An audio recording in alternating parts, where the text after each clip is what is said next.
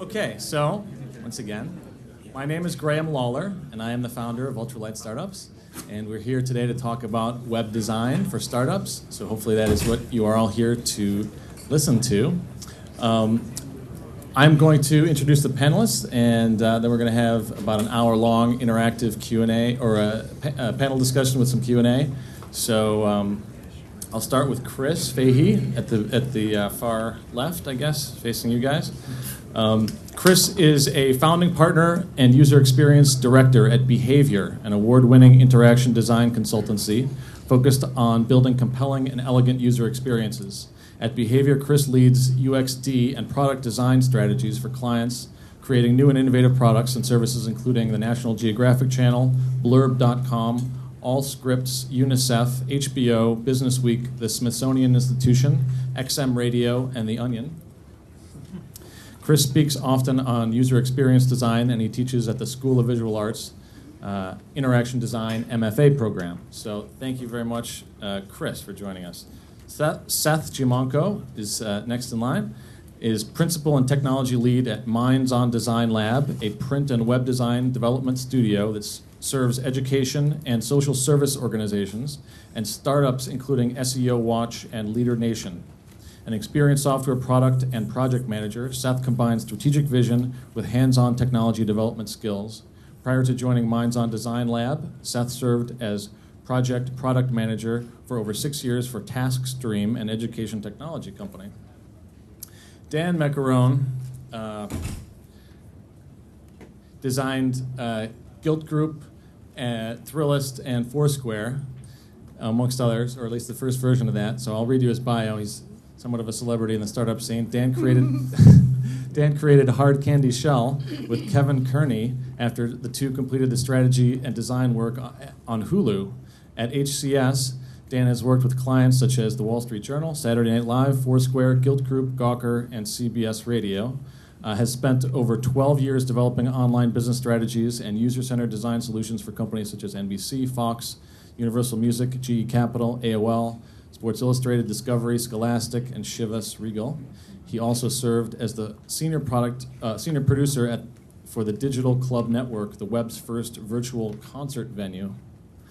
And last, we have Gloria Petrone, who after 2 years as user experience consultant for Weil, Gotshal, and Manges,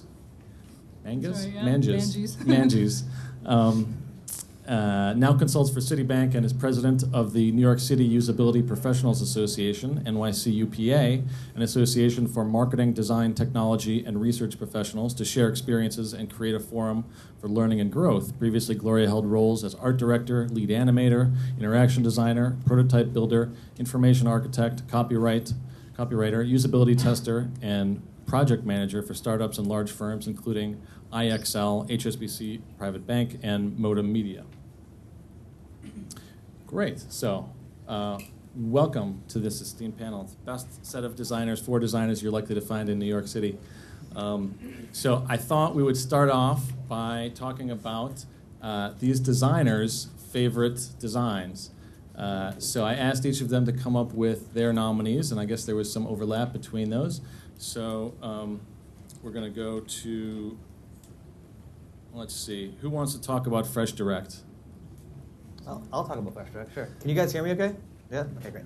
So what I think FreshDirect does really well, both online and mobilely, is it probably is the simplest shopping experience I've seen online for something that's... Sorry? No, I had nothing to do with it. I wish I did. I would be very happy with it if I did. I think that the way that they organize their information, and there's so much of it, it's like thinking about a supermarket all in one site is quite a daunting task to undertake.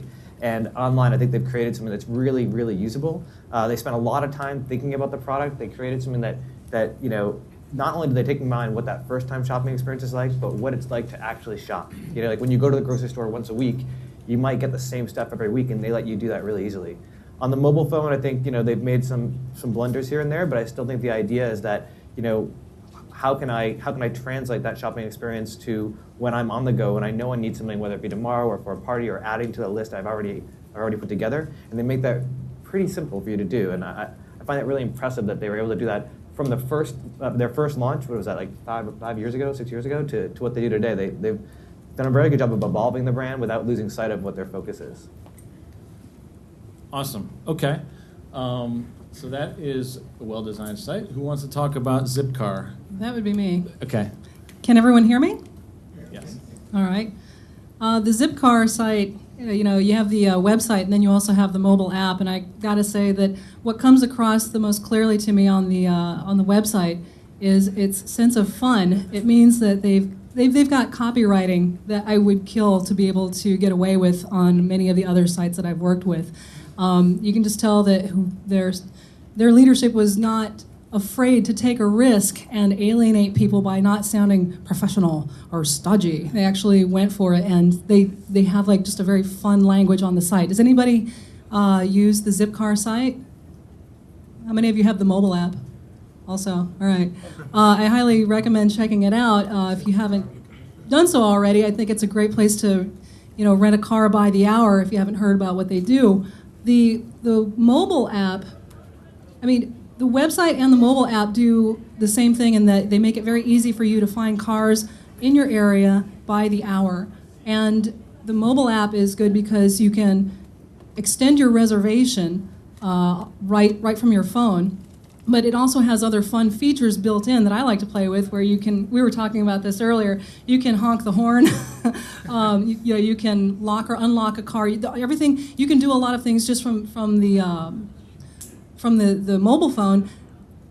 It's just honking the horn is just something I found myself doing something at home on the couch. I'm like, beep, let's just try that, Maybe I'm unlocking a car somewhere in Brooklyn, I don't know. So I would have to say that, for a two-part experience, I think, or a two-part customer experience, this one does it for me. Great. Okay, thanks, Gloria. And we have Wufoo. Who wants to talk about that? I'll talk about Wufoo. So I selected this one because I really like the consistency of the messaging, both in terms of the copy and how that translates to the branding, the look and feel of the website, the organization of the content from the marketing side all the way through the web application. So the three key words that they focus on are fast, easy, and fun. And so that really comes across at every step of the way. When you sign up, for example, for the first time, and you get that new user experience and you're going to create your first form, they hit you with a message, and I forget what the actual language is, but it's something like, oh, I see you haven't created your first form yet. Well, this is what you got to do. And it's really simple, clear, kind of the same kind of Zipcar, light language, kind of playful. And that really does carry through their whole experience and the way that they're presenting themselves. I think one of the challenges, the sign-up form, I'm a big fan of. It's very clean, not too many fields. You really can get in there quickly. Once you're in there, what's interesting is when you're building your form, the challenge is they're trying to offer an awful lot of functionality, in particular with specific types of form fields that you're building, whether it's a Likert form element or a simple text input area. And there's all kinds of settings on it. And I think they've done a fine job of doing that, but you could see where some of their easy, simple fun is a little more challenged when they have fields asking you for your CSS style or these other elements, and they're all presented in that same form. And I think that's one of the challenges of creating web applications like this, that you want robust functionality, but you're also trying to keep that level of simplicity. Excellent. Okay, thanks, Seth. So Chris, I guess that leaves you with Flipboard. I just want to note that it's interesting that all of the products that we've heard so far have really strong content strategies. That's something we're going to come back to, I think. But just keep that in mind as we're looking at stuff, that how important that copywriting is to a design, even though you might not consider it as part of a design experience. But anyway, Flipboard is it's actually a iPad application that just came out about 2 weeks ago. And I bring it up as an example because it's actually a really interesting startup miscalculation where they sort of did almost everything right from a visual design perspective. What it is it's if you haven't heard of it, it's a iPad application that aggregates various CSS feeds, but it also scrapes your Facebook friends and your Twitter friends to find interesting content that they're recommending, and then presents it in a very beautiful magazine-like format. Really great graphic design, really great kind of automated layouts of of taking the sort of what would normally look like just a regular RSS feed, and it turns it into like really nice magazine layouts with animations and such. Where they messed up is that the application just has certain flaws in it. They messed up on an information architectural level in that when you're it doesn't actually remember settings that you gave. So once information is loaded into the application, it doesn't remember it the next time you come back to it. So they didn't take into account that users would be switching out of the application, going to browsers, and going back in. But more importantly, they weren't prepared for the demand for the product. And as much as we're going to champion design and visual design and user experience and interaction design, fundamentally, you can't lose track of the underlying technology foundations that need to underpin a product. So what happened with them is that I think something along the lines like, I don't know, 75, 90% of their users weren't able to actually hook up to their social networks, and they weren't able to see the most interesting feature, and they're kind of rationing the functionality to those features as they ramp up their server farms or something. So it's an interesting sort of example of good and bad. Chris, can I ask one question on this? Because I think that you and I agree on this. We talked about this beforehand. One of the things that a Flipboard does, I think, poorly is, while it's beautifully designed, I think the interaction is also a little bit gimmicky. Mm-hmm. And I think that one of the things you're considering when you're creating a product is, it might seem like a good idea at the time, like the whole idea of Flipboard, everyone's on an iPad right now and they're just moving things around, but in the end, people don't want to navigate that way, and that's where, when we think about user experience, it's like, that's great the first time, but what's it like the 100th time, and how annoying is that going to become? So when someone's using your product, it's really important to think about, is this a gimmick, or is this actually going to be worthwhile to do? It's definitely a question to ask when going through a design process. Something might be really exciting on day one, but you have to think about it in the longer term. Okay, well, thanks very much. So that's a set of good designs for the most part, and why they're good.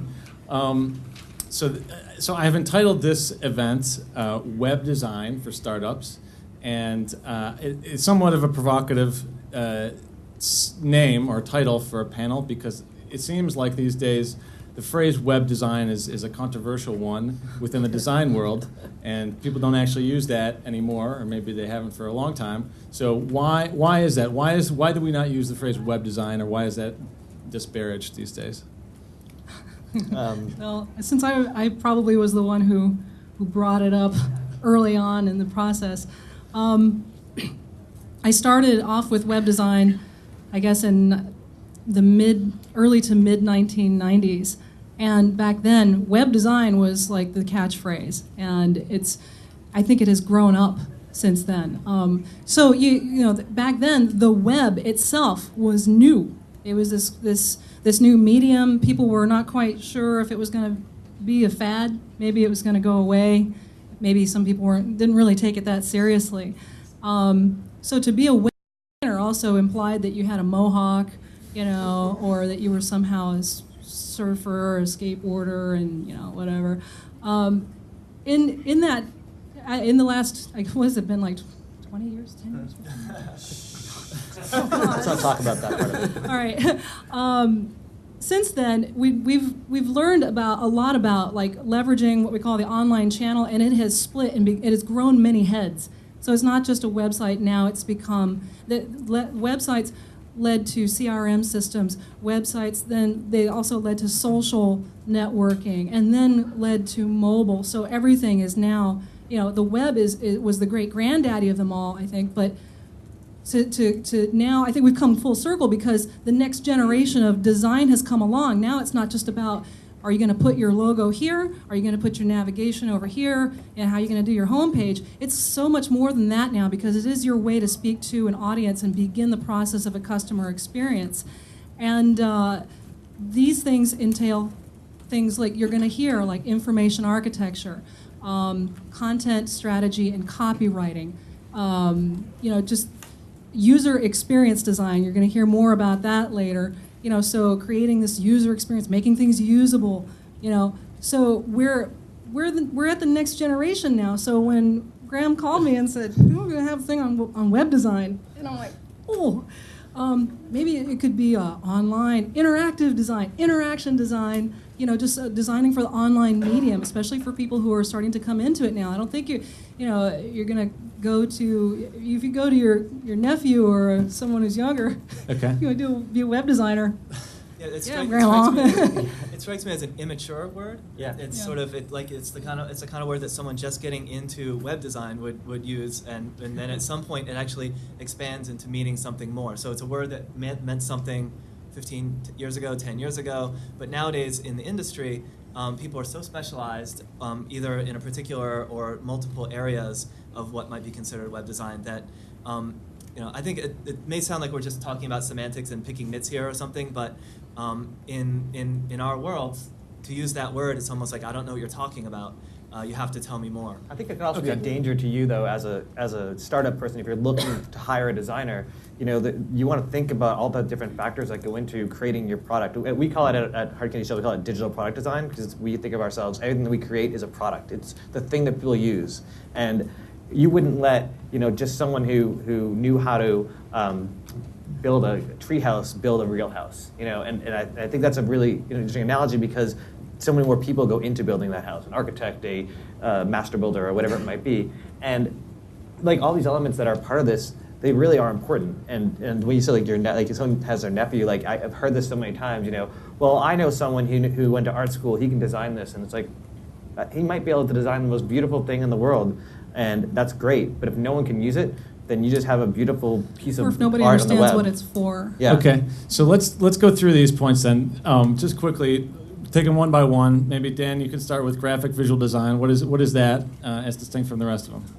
Well, I think the graphic visual design is the overall kind of aesthetic, of the actual product. But I don't think it lives alone, and I don't want to jump ahead too much. But one of the things that I think about when I think of design is the overall experience. The experience is the kind of what you're looking to create, and the graphic designer or the art director really feeds into that, from translating what the other people in the team are really trying to communicate, and to communicate that visually. And sometimes that means creating a visual system for things, like if you're looking at like how links and buttons work, or how headlines and fonts work, how spacing works. All that comes in together to create that experience. And in the end, what that visual designer does is creating kind of that tail end before it goes in development to really define the experience that everyone's going to have. So these are like the graphics, the fonts, the buttons themselves, right? Yeah, As the opposed to where styles that are going to be prevalent throughout every iteration of your site, as you whether you're on a form or you're on a homepage or whatever you're doing. It's the kind of setting the standards. Okay. I think it's also interesting that you don't have to be a graphic designer, I think, to recognize something that's beautiful when you're looking at it.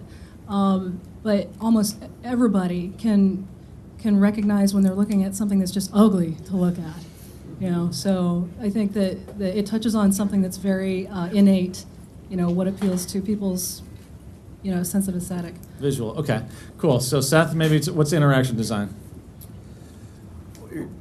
Well, there's two pieces of design. There's communicating a message, and then there's trying to promote something to be done, some sort of action. So interaction design is around what are the actions and what's the process by which you're going through to achieve specific goals that those actions are tied to. I think that's it in a nutshell. Okay. It sounds a little abstract. What? Actually, All right, think of Expedia or like that whole, Well, I mean, we could take that, the Wufoo. There's one particular piece of interaction is sign up. So I'm going to go through a process of signing up for a web service. So that is a type of interaction that you're going to design for. And that might start, again, being consistent with your graphic and visual design. You're going to want to have a button or an element that's going to pop, a call to action. That's going to say, hey, sign up for now, a free trial, whatever it may be. Driving into a form that clearly labels what information is needed from you, what you're going to do, what you have to do, what you have to provide, and then what the next step is. And it may just simply be submit, continue, and then you move on to the next phase. Okay.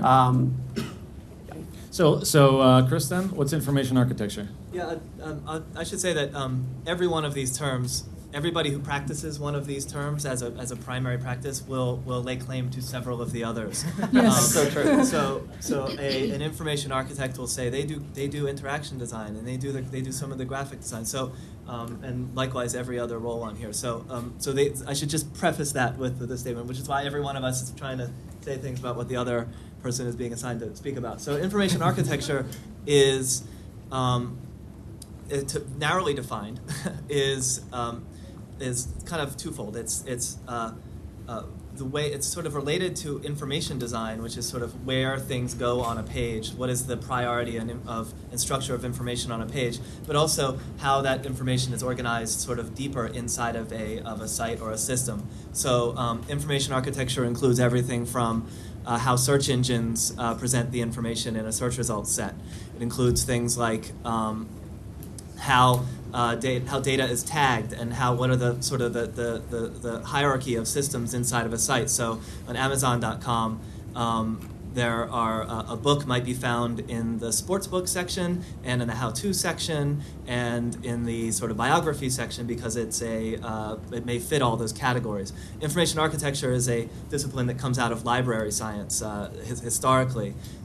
Every one of these disciplines sort of comes out of something, and they've all sort of cross-pollinated with each other. So it's like tagging, categorization, taxonomies, that kind of thing. And then how to present that to users too. So in a way, that's how does it display on the screen, and it becomes interaction design because it's how do you navigate to get to it. So there's a lot of crossover there. Okay, Gloria, what's user experience?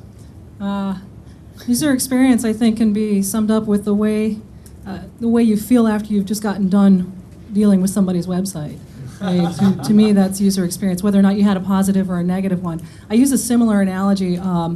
Like if you're on the phone with somebody, I feel that you don't really know how you feel about that person until you hang up.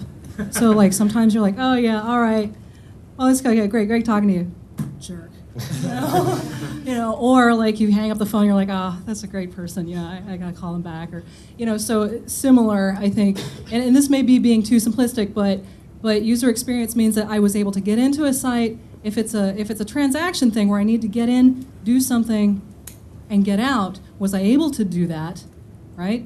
If it's an information and news situation, did you get in? Did you find what you were looking for? Did you read it? Could you read it? Could you see it? Was the site down? Was it up? Did you have a good experience reading it? I think we all know some good places where we have good experiences that way. Okay. And so on and so forth. So. Okay. Dan, what's usability testing or research? Just usability testing and research are the things I think that lead into whether you decide that the product is ready to be public-facing. So research often might happen before you even start building anything. It's to figure out if what the features of the product that you want to create should be, and maybe how you might prioritize launching those. And usability testing is once you've actually created those things, putting them in front of people and seeing how they react to those things, and whether or not you might need to go back and make some fixes. And is this an ongoing process? You said it starts before maybe the design starts. What's the life cycle of usability testing? Well, usability testing is a unique piece of research. There are many different types of research you can do to create a product. For example, some people do focus groups. Some people do ethnographies, which are where you go and you talk to individuals about a particular topic and try to understand where they might have frustrations in a certain area to help you build your product. That's usually done early on in the process. Whereas usability testing is done at the end. Sometimes you do concept testing where you might have an idea, but there are two different ways you go with it, and you put it in front of people and you see which one's the best way to go, and you kind of keep going from there. And that kind of usually happens in the early stages, but after you've kind of defined what the product should be. So there's just so many different ways of doing research, and not every type has to be done on every project, but generally at least one of them is probably a good idea to do. Okay, so branding and identity. Seth. Sure. So it's a little bit of who you are and how you're trying to communicate who you are, what your product is, what you're about, the feeling that you're trying to connote, the mark that you want people to remember, the name that you want people to remember, the jingle that they might hear that connects to your company or your organization. I think it's extending more and more with social networks and social media to be how you're interacting with people, which I think has always been there when it comes to brand. But I think it's even more prevalent in a somewhat passive way. You might have had an interaction with an employee of a particular company, and that would give you a sense of what that company is about, and that might have happened on the phone. Now, because there's Twitter, because there's Facebook, because there's blogs, I could just sit and passively consume those types of interactions that are happening with a company, with a product, and others, that the brand comes through in how they're talking, how they're interacting, how they're engaging. Okay. I mean, you think about if you've ever been to a Trader Joe's and Yeah. just see the Yeah. experience you have with the cashiers. The cashiers have a certain kind of personality that is consistent with the typefaces that they use in their logos. Yeah. That's kind of, Yeah. there's a And the universal copywriting on their experience of signage. brand at Trader Joe's. Someone once described branding as the emotional reaction you want the person to have to the name of your product. And, Yeah. and I think your point about social media is so important because while I don't think every company needs a Twitter strategy, sometimes that's a mistake. I think what brands are doing on Twitter, the ones that are doing it right, are really fascinating because they are extending their voice to it. And maybe it's a customer service platform, maybe it's a promotions platform, but the people who do it right are communicating directly with their users, and that's something that was never able to be done before. Okay. Print, why is that important to a web startup, Chris? Maybe it isn't. No. At my firm, we occasionally do print work. I think it's often neglected and waited for last. But the only time we ever do that is kind of tied in with branding and identity. Sometimes with a startup in particular, you may have no logo, no assets, and that sort of becomes part of our work. But I don't consider print in general to be part of the web universe, except to the extent that in the startup phase, and you have a presence to make in your business goals, I guess. Okay. So here's a chart that I guess several people have pointed me to. I guess it's kind of circulates within the design world, describing how all the components fit together. I don't know who it was that pointed me to this most recently. Was it you, Chris? Okay. Do you want to just a minute on how it all fits together? Yeah, I can walk you through it a little bit. So this is by Jesse James Garrett, who is one of the founding principals at Adaptive Path, which is a firm like several of ours on the West Coast. And it really describes, in my mind, the range of people that call themselves designers and the range of disciplines that might be classified as design, and that you as a startup or you as a designer may need to think of as in all these different perspectives. It may not be readable to everyone, but it's basically layers of experience. At the top, you have visual design. Below that, you have interface design, navigation design, and information design. So you're talking about the style of the page at the top, and then you're working down to the way the elements are arranged on the page, how the information is structured. Then beneath that, we have what we talked about, interaction design and information architecture, which is the structure of what's underneath it. Then down to functional specifications and content requirements. That's what it does and what it says. And then at the bottom are user needs and site objectives, which is what we're talking about in terms of research. Who is it for, and what do you want to do for them? All of these things are things that you need if you're making a product. You need to have addressed all of these. Sometimes you can go to a single person or a single agency that might be able to do all of these. Sometimes not. Sometimes you may need just one piece of this, or you may have to attack different pieces of it. But it's a wonderful sort of visualization of the diversity of what we call design. Okay. So now that we got a picture of all of what goes into design, I think many of us here are bootstrapped, resource-constrained, early-stage startups, and the idea of hiring somebody to do each of those things is probably daunting, if not impossible. So now we're going to try and figure out how we get done what we want to get done or what we need to get done with the resources that we have. So let's start with where to begin. I mean, what's the first thing that you want to do if you're launching a web startup in terms of design? No, go please. I was gonna say, have a good marketing plan, have a good business plan, have some sense of what your core messaging is. I mean, it's kind of, with the pitches that we saw earlier this evening. I mean, it's like that element is key to influencing the design of your product in all those different areas that we're talking about. And you, Chris, you hit on that too, and just talking about content strategy and how that was coming up in a number of ways. It's like, being able to communicate who you are very clearly, very concisely, what your message is, what feeling you're trying to go to is important. And if you don't have that, then I think that is a starting point. I think to add to that is that first of all, don't do it alone. I Yeah. mean, it's dangerous to try to build a product on your own when you probably have people around you or may know people who could have input in different areas to help you. But I think the first question I would ask myself if I was creating something is, what problem is this solving? Why should this product exist? And is it solving a problem that other people have besides me? Because this is, I missed some of the presentations today, but I've seen startups come to us and they're like, well, I really enjoy audio and I want to hear people's stories on the web and I want them to call in and tell stories. That's the pitch someone gave us. And I was like, well, I've done a lot of research with a variety of people and no one wants to spend the time that it takes to listen to this audio. And he's like, no, I just love it. It's like, that's great that you love that. And I'm really happy for you. But maybe you shouldn't spend all your savings on developing this thing that no one's going to use. I'm not saying that that's true of anyone here. There's something to really keep in mind. But I think it's really important to understand where that problem is and what you're solving. And then, to your point, once you've figured out what you're solving, how are you going to solve it? What are the ways to solve it? And more importantly, how are you going to make money off it? Yeah, I'd maybe flip what you said and say that you're asking, or what you're getting at there is, from another perspective, is who is your audience? Who is your customer? Who is your user? And you explicitly identify that. In terms of the user experience design process, every designer I know that's any good, that's the first thing they're going to ask their client. And as a startup person, that's what you want to do as well. You want to have a very clear answer yourself as to who your audience is. We have plenty of exercises that we do as designers so that we can understand who our clients' audiences are. And if you're a designer and you're doing work for a startup, you're going to want to ask that question first. And I think Seth had a very good point too, which is, who are you? So I guess what is it?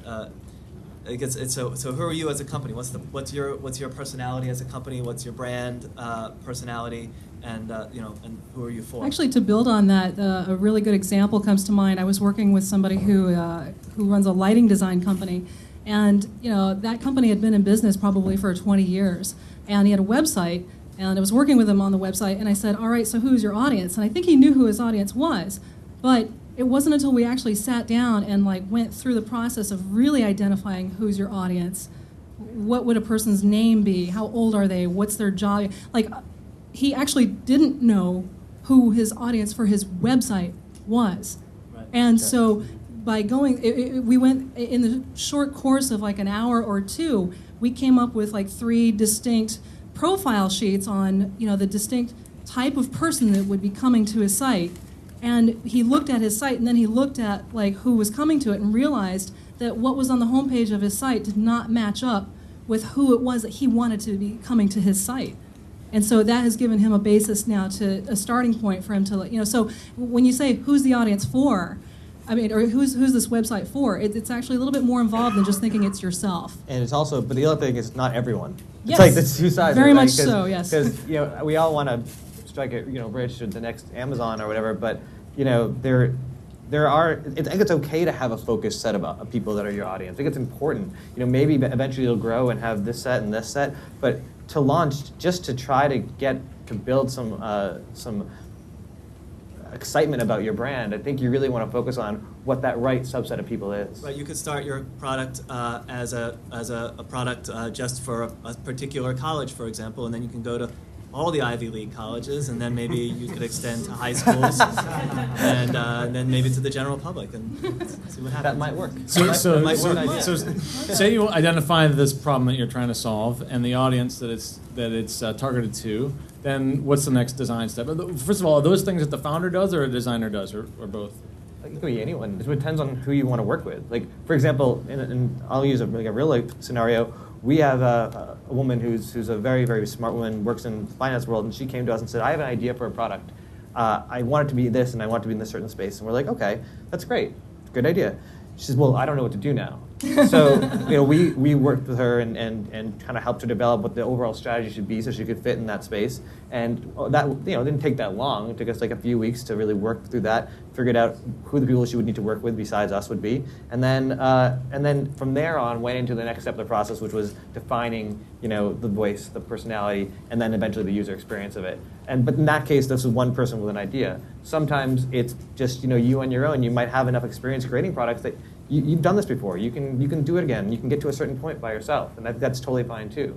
or with a partner. Is every startup eventually going to do all of the things that were listed there? No. No. I don't No. think so. Okay, so Well, maybe in a broad sense, yes, but maybe not every kind of deliverable and exercise that these categories represent. so how do you know, for my startup, which ones I should be working on and which ones I shouldn't?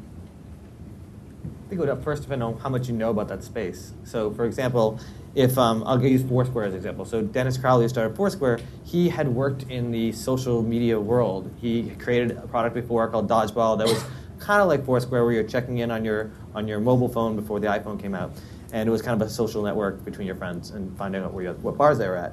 So he knew that space. He was very good at it. He sold the company to Google, and he was fine. So then he's like, I want to create this new thing. I want to do it better. But I'd learned all these other things, so I don't need to go out and talk to people about what worked and what didn't work with Dodgeball. I know that, so I can create this product and I can put a few bells and whistles in it that I think are going to make it better. So in that case, it was fine for him to do it on his own. He knew the space. But I don't think everybody should panic, though. If you look at that long list, I don't Right. think the intent here is to say, unless you have all of these things, your website's going to flop. That's not the point here. I think what it is hopefully you can get a sense just by this is the world that affects what you're doing is. So if you have a website, you might be good at one or two of those really good things. Get help. There's a lot of help out there, and take it in steps. You're not going to launch something with every one of those things on day one. It's impossible. Even those who are experienced cannot do that. You've got to take it in chunks, and then you see your website evolve over time. And that leads to, I think, and it's a really good point, is don't be afraid to launch. Yeah. I think that's something you have in here in under scope creep. I don't know, Chris, you probably experienced this too, like where people come in, they have all these lovely, awesome ideas. We're going to do this and this and this. And sometimes it's okay to just do this.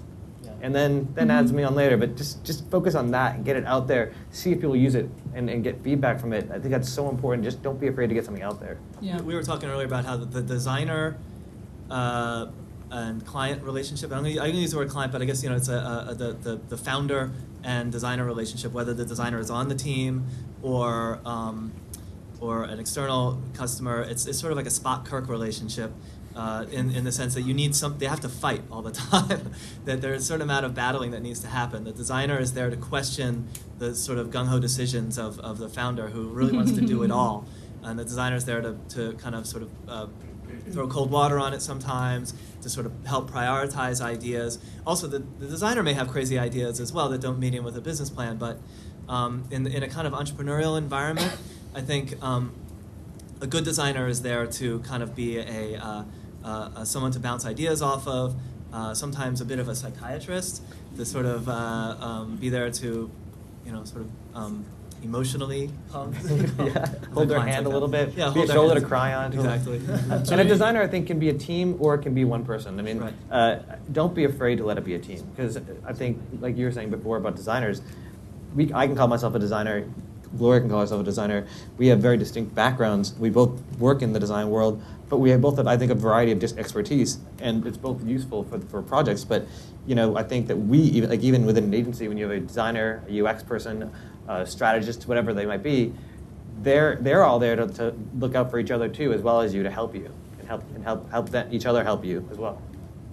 So in a resource-constrained environment, how do I know which of those I should be working on at any given point in time? If I have a certain amount of time to spend on design, let's say, or a certain amount of dollars, should I be working on interaction design or information architecture or usability or visual design? When does that any one of those become important? How do you know?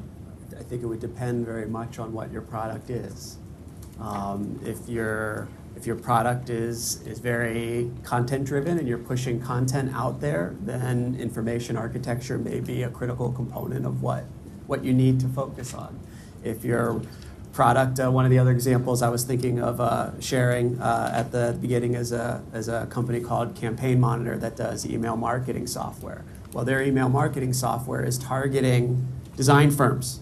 So they have to spend money on design, both in terms of how they present themselves, but also in terms of how their product looks and feels. It has to have that sensibility that would appeal to a design firm. So they're obviously going to spend some money there. Yeah, I think what's important to consider is that visual design and information architecture, they're not unique silos. And Chris pointed out earlier that any one of us could say we have 3 of those titles, and that's really true. There are great visual designers out there who also understand information architecture and can do both those things. And it's amazing when that happens. I love designers like that. I'm not a visual designer. I shouldn't be allowed to open Photoshop. But you know, my skill set is probably more in the user experience and information architecture area. But what's great about that is, you know, you find the right people to build your team with, and at some point they're all working together to create this. So I don't think it's like, oh, we have to focus on visual design. Oftentimes we do all the UX, the information architecture. We'll get into visual design and be like, you know what? Half the stuff we came up with didn't work, and then we have to fix it in design, and that's okay. It's okay to have an idea that doesn't work, but it's important to also understand that you can't be beholden to something that you thought of in this phase when you end up here, and changing it and evolving it to make it work is pretty critical. And a note about overlapping skill sets. Like one person can have like I'm strong on, you know, X, Y, and Z, but this one other thing is just my weak spot. Like I never could get my head around this stuff, you know. But for those in the audience who are designers who are looking to perhaps get on with a startup company, I think it's really important not to take the attitude, and I've seen this with really young designers, that I only do graphic design or I only do visual design. You know, these days, especially in this economy, it pays to be multi-skilled, because I think quite often a company can only afford to hire one person. So who are they going to hire? The diva designer? No, they're going to hire somebody who maybe they're not as they may not have such a flashy portfolio of beautiful screenshots as everyone else, but this person also knows information architecture, knows how to do some HTML code, maybe knows a little about the social media. So it just, the most successful people that I have seen are those who do have 3 or 4 of these skill sets. Sometimes it takes a while to get those skill sets, but then that's why you got to jump in and get your hands on any website that moves to get that practice. Or at least interest in those other fields. So even a young designer is going to be interested and curious about that. One of the things that designers are driven by is a desire to fix problems and to sort of, you know, one of the reasons a lot of people become designers is because they see things that are broken in the world and they're like, I could do better than that.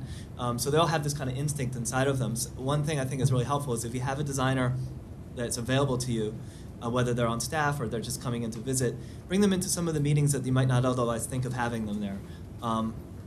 Someone who's really good at designing layouts for a page or creating compelling kind of interaction design may also be really good at writing error messages and even identifying what kind of errors our users are likely to make on your site that you might not even think of inviting them into a tech meeting where you're sort of coming up with what the functionality of the site's going to be. So, you know, that helps in twofold. It helps get that designer more invested in your product and gets that designer more invested in the success and the understanding, the breadth of the product. But you also get to pick their brain for features that you can have that might otherwise be completely influenced by engineers, and that might not be a great thing all the time.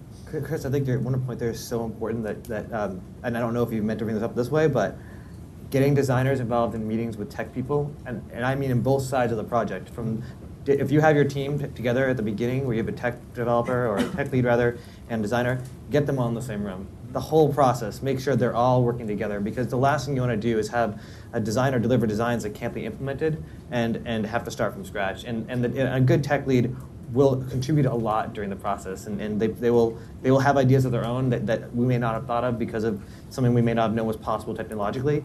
And the designer might want to look at things as things are being developed to make sure that it's being coded right. You know, I've seen designs handed off that when developed aren't even close to what the actual designs were because spacing is off, and that gets back to the visual design elements and the branding aspect of it. Like, it's all about a team effort, you know, and everyone has a role to play, but everyone has to play kind of together in the same sandbox. How much of a startup's resources should go towards design? 95%. Yes. This is your product. I mean, this is your thing. If you're not, and I don't care if your budget's $2,000 or $200,000, this is what people are going to come and use. And I think, you know, you want to spend money on your marketing, you should. You want to spend money on, you know, parties, great. But in the end, this is what people are coming to, and this is what they're going to use every day. And if they have a bad experience the first time, they're not going to come back. And that's the most, and you know, you see it all the time. You're like, well, I hired this, you know, hotshot person to do my marketing or whatever. It's like, okay, but then you spent no money on the product, so when people came to it, they were like, eh. Well, I want to make sure we clarify when you say how much should they spend on design. it depends. Are you, if you're talking on visual design, like the cool logo and the graphics, or are you talking about the design of the system, the interaction design? Because I think you can have a site that may not be glitzy, but that does what it does really well and do it really beautifully, and that can be a good experience. Well, one of you thought of TripIt as a great example of I that. love Yeah. TripIt. Yeah. Yeah, it's Yeah. fantastic because the graphic design isn't all much to speak about. Yeah. I mean, it's competent, it's good, but the magic happens in the interaction. Someone actually thought, oh, the experience should be about sending an email. I don't know if you know what TripIt does, but you get a hotel reservation in your email and you mail it back. You just mail it to TripIt, and it scrapes it and adds it to an ongoing log of all your travel plans, so you can share it with friends. The back end sort of interaction design of that is brilliant. Yeah, and it put your whole itinerary there, your flight, your hotel, anywhere else you're going, anything you've done, it just goes right there. It's like, it makes it so much easier for you and for anyone who needs to know your itinerary. Right, that's why design, I think, is a very broad term, and so Even interface. I mean, like the Interface, yeah, you know, might be. like, what is the interface for that? if you is want to email. spend on the interface, getting that right, if you do it well, you're going to make money, and then you can make it look even prettier and prettier and prettier as the years That's go why on. I love that bullet earlier, user experience. To me, everything in that list you had, even print, does fall under the umbrella of user experience. Yeah. Right. Yeah, generally that's a good point. I mean, user experience was in the middle of the list. I think if any of those terms was going to sort of come to the top of the heap in the big battle for which term encompasses the others, that one would be the one. I think we'd all agree that Yeah, that's absolutely. the one that's sort of at the everything term.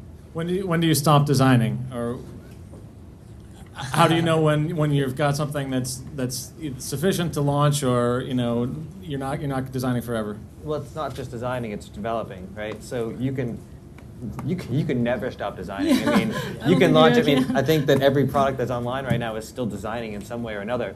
The question is, when you get to a point that you feel comfortable getting it out there.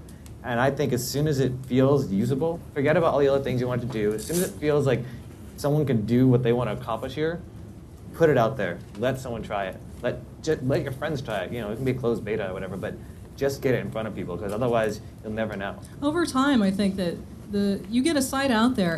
I don't want to say it's going to design itself, but the feedback that you get from people who are using it will definitely play a part in guiding the design as it moves forward. So no site that I've ever seen has ever been static, and nothing has. I don't know of any sites that look exactly the same as they do now, with the exception of one banking site, that look the way they did when they launched in the 90s. It's just the way of it. Things are gonna evolve. Evite. Yeah. The Evite actually is one that. Yeah. Evite's it's actually an example of a company that has the business strategy is just let it cruise for 10 years Yeah. and make money. And they're getting in we trouble don't- now. Well, they're getting in trouble now, but they made $100 million for. What might evolve and what might continue to be designed is not the website. It might be your overall business strategy. I think that once your site's under control, then you can focus on your mobile aspect. Once you've got that under control, you can start to focus on your social media channel. Once you've got that, and there's probably, what's scary is that there are going to be things that we got to worry about designing and offering to people that don't even exist yet. I think to narrow down the scope of that question though, down to like you're actually developing the product for the first time, like not post-launch but just pre-launch. There's an interesting question for interaction designers of all kinds is confronting the agile development environment of the way a lot of startups like to work. Designers like to figure out the whole thing first and hand it off as a complete experience, and I think that's one of the challenges that interaction designers and startup, especially tech-driven startups, need to resolve. It's going to be the biggest challenge. The designer's going to want to have everything done before you start coding anything, and a lot of startups they're under a lot of pressure to prove that they can code, that they can actually build something that's real, not just have a bunch of screenshots of something pretty. So that's going to be the hardest thing to resolve. So I think when finding designers need to be able to be flexible to work with firms that they work for startups where they're designing for things that are constantly moving and constantly changing, and I think technology-based startups need to consider maybe they should slow down a little bit and let the designer sort of finish a thought and come up with an overarching structure before going forth and building 100 pages that don't have any sort of logical structural relationship to each other from the user's perspective. Okay. I'm going to take some questions in a minute, so get well, okay, go ahead. A big consideration with startups is cost, and when we're designing pages, we want to give you as much information as possible to reduce the cost so you don't have to spend the time researching, but we don't want to take away your creativity. So if we did wireframes, what's the most we could give you to make the hours you guys bill us as little as possible, but without taking away your creativity? Your time, spend 8 hours with us, telling us everything you know, and find designers that are willing to ask questions. That if an initial interview kind of phase, they're not asking lots of questions about your clients, about your business model, and what you have. Not when you actually get to the design. No, I know. That's just the initial stage. But when you're when a client does wireframes, that helps. We may trash them or utterly change them, but it's a tool that helps you communicate to us what your vision is. But even like I said, time. We get in a room together. I can work with you and we start whiteboarding stuff together on the board. Together, rather than me waiting for you to give me a wireframe. I think another thing to add to that, is your trust. I think when you hire, someone like you guys, or when you have people who do this every day of their lives and kind of can weigh so many other factors into what decisions are made. Not that we're always going to make the decision that's the favorable one, but generally, we're trying to help you with your product. And I think sometimes people get very wrapped up in what they're thinking of, and sometimes it's really helpful for you to trust us just as much as we have to trust you back and forth. So you dump all the great ideas and even give us wireframes, and we might change things. I think that's something that it has to be a collaborative process. You know what I mean? Okay. Let's take one right here, David. Yeah, hi. I'm curious. I just want to get really pragmatic. So those of us that don't have a lot of money, which is I think probably most startups in this room, are going to hire a 25-year-old, okay? What's the prototype of that 25-year-old that's going to deliver? Trust is hard in this environment. I would love to hire you guys. We can't afford you. We know your client list. What does that 25-year-old look like? Who are they? How do we find them? How do we identify a skill set that's required? This is, for me, in my own startup, the black magic part of my business. I have no idea how to approach this part because it's so far, you guys are so far out of the league of the startup kind of cost, mentality, speed. And so I'm trying to piece it together and I have no idea how to do it. I think that's a really good point. But I'm going to disagree with you that you couldn't afford our company. We work with startups all the time. I mean, seriously, and I don't mean this that you should come hire us. I'm saying an agency that is going to work with startups understands that there are cost constraints, and we'll try to find if it's a good relationship, they'll try to find a way to work with you and help you out. Like Chris said, we're problem solvers. We live for this stuff, and I think that if it's something that is worth putting together, then it's worth thinking about a good way to create a relationship. I wouldn't hire a 25-year-old who had no experience building a product because you're setting yourself up to possibly fail. And I think the more things you can have on your side to help you, the better. So maybe that doesn't mean hiring an agency. Maybe it means going to a place like Polaris or Dogpatch where they can kind of incubate you and get you the right resources. And then that's one way of going and not the easiest way, but it's certainly an option. But I think that if you can find ways to get the right people to help you, and sometimes that also means just getting advice.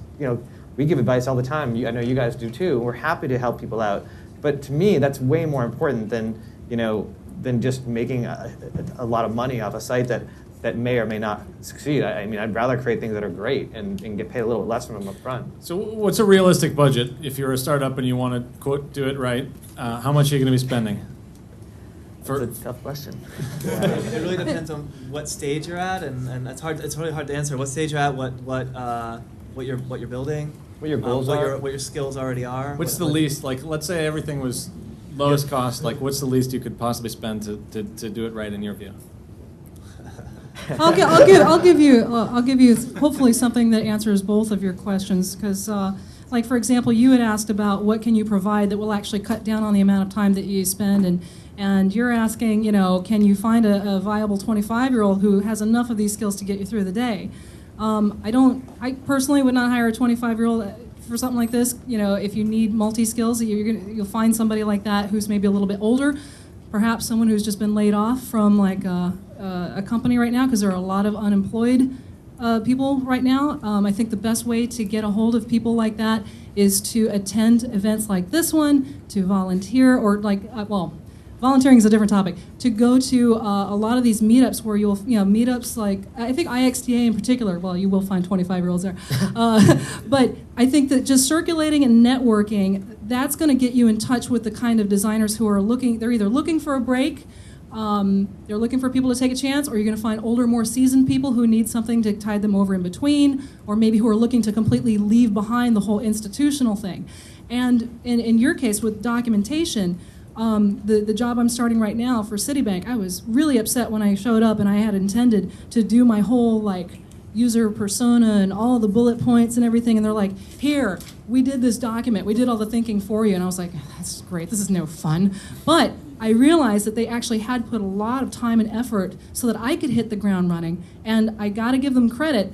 By the time 3 hours had passed and I had read through all their stuff, I was able to hit the ground running like I had not been able to do before on other projects. So actually writing down on paper, this is the screen I picture for this, and this is what I see happening, step 1, 2, 3, 4, 5. They'd actually written all this stuff out, and I thought this was incredibly helpful. He may have missed a couple steps, and they definitely don't know things that I know, like, well, you gotta have a go button if you want your search to run, or yeah, you have this in your screenshot, which looks like hell, but don't worry, I have enough graphic design background that I can definitely clean this up. So yes, do documentation on your, do your own, do whatever you can to share. I mean, it can only help. It will at least help you articulate whatever it is that you want your designer to work on.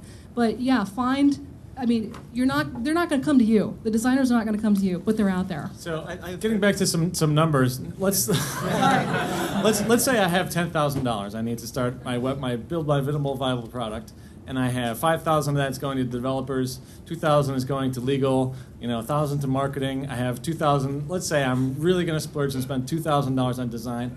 Is that even worth starting, or should I just forget about it and make it up as I go along? Why are you spending 20% on your actual product? Okay, how much of a $10,000 budget? How much should I spend on design? Including design and development, the whole thing. I would say probably in the realm of 7. Okay, and the developers. That's including development. That's including development. Okay. And then the rest of it can go towards marketing and legal. You can always find ways to get that stuff done. It's your product. I would opt for creating that thing. One thing that you can save money on, this is to the question you asked before also, is how do you find those people, or how do you know they're right? This is a hard question to answer in generalities, but one thing I think is important, whether you're talking to a designer or a user experience person or whatever, is that the portfolio is not always enough. When you're looking at a portfolio and someone's going to send you a bunch of images, looking through them and thinking they look good is fine, but you want to know why decisions were made when they were made. We actually, I don't put any of our designs on our site because every client is different, every challenge is different, and when you're talking to a designer, I think it's important to talk about what those challenges were, why decisions were made, what compromises were made, because that'll really help inform you whether or not this person can work with you and help you make your product. Let me suggest a starting point. Your first designer should work for you for free. Your first designer should be someone that you trust, that's really close to you, that you know who is a great designer. If you don't know anybody like that, that's the person you have to meet, that you have to find. Go to events, go to IXDA, find someone and say, I just want you to come in, look at my product for an hour. I'll have a beer with you and I'll show you my iPhone app or something. Some sort of way of picking someone's brain and getting a trusted kind of advisor, like a sort of the way you may have advisors on your team for other reasons. Have an advisor that you trust at the very beginning who's a user experience or design advisor. That person can then probably help know exactly where to find, or at least have a better idea where to find the 25-year-old that you're looking for. I, for one, am happy to do that for people, and I know I'm starting to meet other people at our level in the design profession who want to get involved with startups may not have the time to fully invest or a full team into. And yes, budgets are small for startups, but for an exciting idea, I would love to hear you out, offer advice, tell you which pieces of the puzzle you really need. You have a very strong brand, but you need to work on your user experience. Or your visual design is quite nice, but the actual interactions aren't good. That's something that I think maybe a lot of startup people need to hear, and that's something that doesn't take that long to find out if you have someone you trust to go to. I think it's also important. You teach a course, I think, which I think is a very promising thing. It used to be like nobody in New York City taught courses so that you could find, all the designers and web people and everything were pretty much self-taught, homegrown in this area and in this industry. But now you actually have the master's program. I'm embarrassed I didn't mention that too. There's great programs. So in there New you York might City. find 25-year-olds that can do Yeah, do this stuff. What do we think about crowdsourced marketplaces like 99 Designs, Genius Rocket, CrowdSpring? Are those useful for anything? I've never used I them personally. I don't Well, know I'll tell you either. that the HTML people are pretty good. We've actually outsourced some HTML for the $100 a page HTML guys, and that's pretty good stuff if you give them really good designs to work from. Crowdsourcing is it's kind of borderlines on spec work, and you're going to get 1,000. If you're really famous, you're going to get probably 99% of the stuff you're going to get back from it may not be good for you, and you may get lucky and get something that's really good, and then meanwhile, just on an ethical level, you've kind of stiffed 99% of the people. So, I can recommend Brickwork India. Actually, they did. I read about them in The 4-Hour Work Week by Timothy Ferriss, which is actually a really good book. And so I actually tried them out on a project, and they basically built all the HTML on GoDaddy.com for a company that was doing stuff. And it was great for me because they worked directly with me. They worked overnight, so I could look at stuff in the morning, and they were very affordable for someone like myself who didn't have a lot of money to do this. It was a side project, so it's worth checking out. Okay, let's go right here. I would say we had the best experience with 99 Designs. We got so many great designs, and actually ran a survey midway through our design contest with about 50 different people to gauge like different designs that people loved. So I would highly recommend it. My other question is colors. Can you talk a little bit about hard and fast rules of color when you're visually designing a website? Should you go towards colors that consumers are familiar with, blues that people know? What should you do that's easy on people's eyes? I mean, are there some good rules that you guys have? I think that's a good question. That's something that someone who's strong on visual design would be able to help you with. And sometimes I think you may have a sense that you don't realize that when something's a little off. When working with color, I think you have to keep in mind whether or not your site is international in nature, because sometimes what works here, like color red, can mean certain things in certain countries. So you want to be judicious in your use of color. Green is the fashion color right now for all the eco this and eco that. Blue has traditionally been authority and banking. Red, I think of more red and orange as entertainment. But those are just, they're not. The one thing I would definitely say color-wise is if you're into, color is a powerful thing. It should be, the more powerful the color, the more sparingly you should use it. But don't be afraid. I can't say this enough. White space is your friend, okay? Do not feel that you must fill every corner of your web page with something, please. Okay, question right here in the Thank you. front. It's something that was not in that list of things that you mentioned actually. It's content, strategy, and copywriting. Because I think the website is going to be an advertising campaign in the end, because that's the only way. And the question? The question is when does it come into play? Does it come into play early on? When does Early on. copywriting come into play? Really. It comes into play as early as I mean, for us, sometimes it comes into play in the actual strategy, at least as a beginning thought. But as soon as we get into wireframing, we start writing copy, and it changes over the course of time. But that copy is part of the experience, it's part of the interaction design, just as much as like what a button says. So immediately. Yeah, I would say first wireframe you make, try to get to the point to don't use lorem ipsum dolor text in it. A designer that uses that is ignoring copywriting, and it's helpful to at every step of the way start trying to use real words, use the real words that you're going to use, and have the first comps that you make, the first mock-ups or designs that you make, try to consider copywriting at that point. Maybe you can put it off for a while you're in hardcore visual development or technology development, but try to plan. I think it's okay to start at the beginning, maybe have a pause, and then at the end again, before launch, do a pass through the whole thing that's consistent with the vision. Okay, all the way in the back, the guy in the blue. I would like to get back to the numbers. Let's say you find this 20-year-old talent who has little experience 1 year but still is really talented. Let's now say you have a startup and you have a lot of design things to do and you want to hire him full-time. What's a decent and justifiable salary you would have to give him? What salary do you pay a 25-year-old designer? Exactly. There's AIGA puts out a salary guide. Sorry? AIGA, the Advertising Guild Alliance, they put out a salary guide, and they give you. What's nice about the survey that they have is there's a whole variety of different criteria based on the size of your organization, based on the location, based on their skill sets. I went through this and we have this Okay. conversation right now. And this problem We got to take some more questions. So that's okay, but there were different positions. okay. Yeah, go to AIGA salary survey and go to a list Good. apart salary survey. We Yeah, got that's a good just a one, couple minutes left, so no follow-up questions right here. How do you measure? The ROI of design. Yeah, as opposed to what you think people, what you think really is. Okay. Well, what I was getting to here, maybe this is not exactly what you're talking about, is like, we think about marketing in terms of ROI, like, what's my customer acquisition cost? And once I know what that is and how much a lifetime value of a customer is, I can, decide to invest or not invest in any given marketing channel. It would be nice to have that kind of an analytical approach to design as well. How do I know when I'm, further investment in some design initiative is going to produce a return?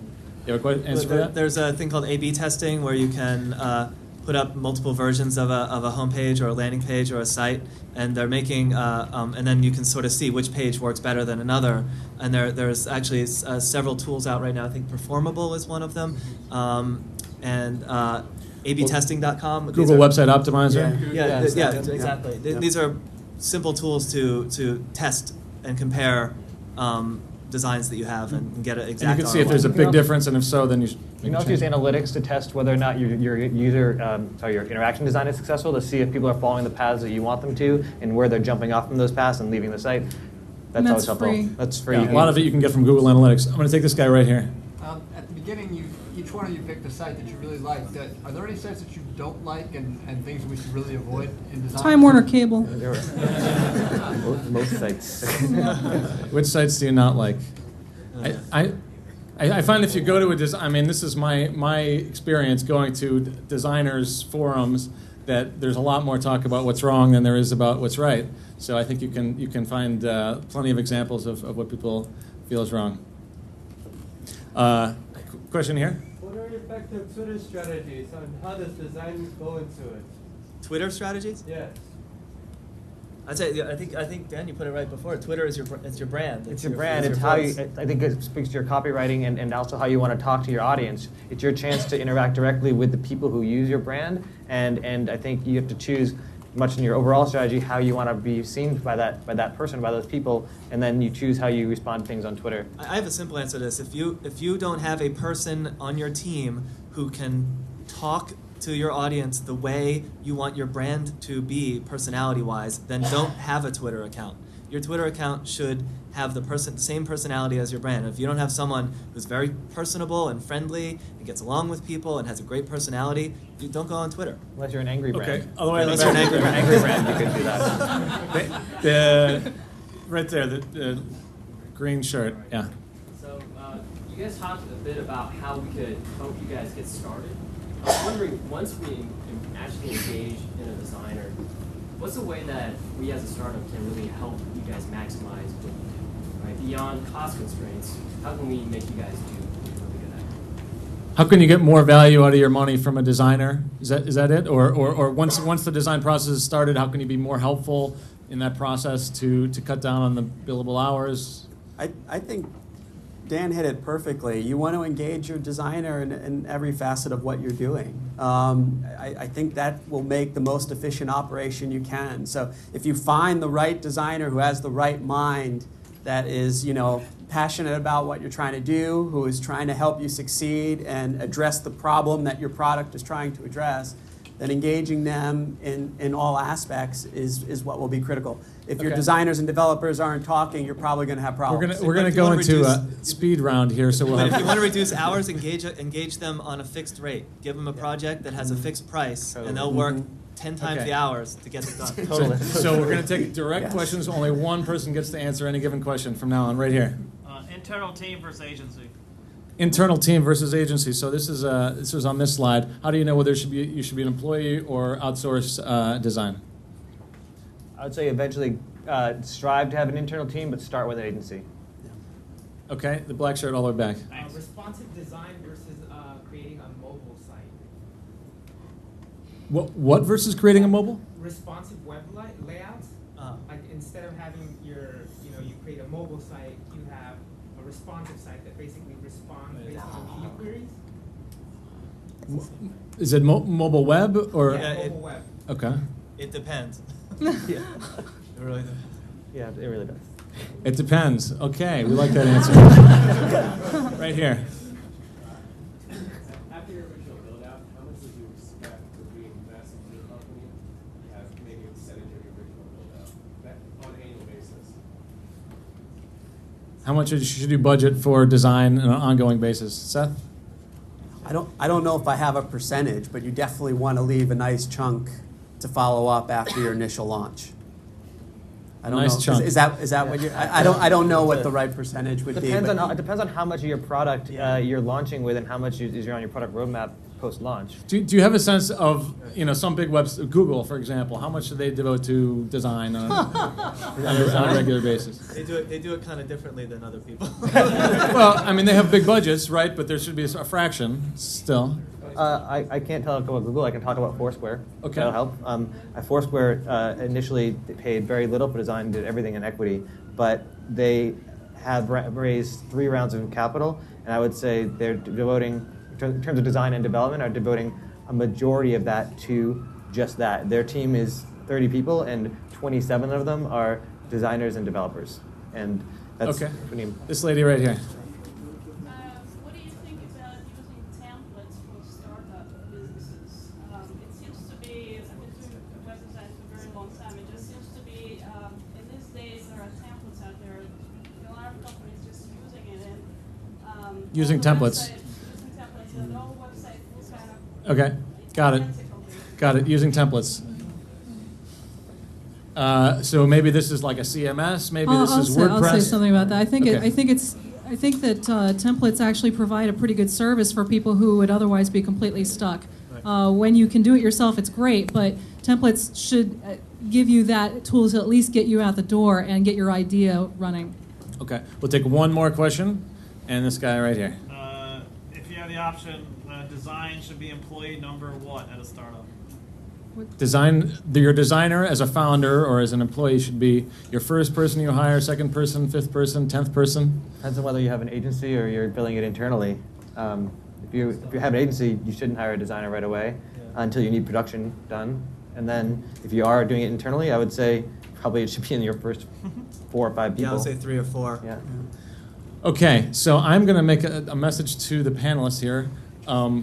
As soon as I end this panel, you're going to be mobbed by people coming up and wanting to talk to you, and it's your mission to get out that door and go over to the bar across the street at Heartland Brewery and to leave some time for our lovely hosts here at Microsoft to clean up the room and to get home as they come into the room right now. So please don't take any questions here. Go over to Heartland across the street and please honor that and let them do that, and we'll see you all at Heartland. Thanks very much.